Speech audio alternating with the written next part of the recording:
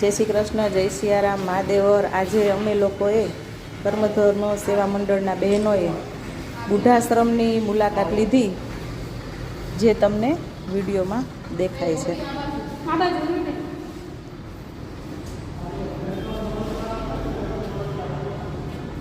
અહીંયા એ લોકોનો રૂમ છે, રૂમ નંબર 1, અને આ બાજુ બધા વૃદ્ધ લોકો છે, જેની અમે મુલાકાત માટે આવ્યા છીએ।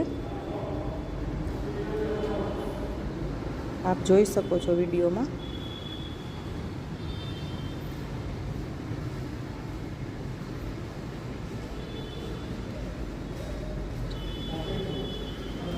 આ રીતનું એ લોકોનું જમવાનો હોલ છે, અને આગળ રસોડું, નાસ્તાની સવારે ચા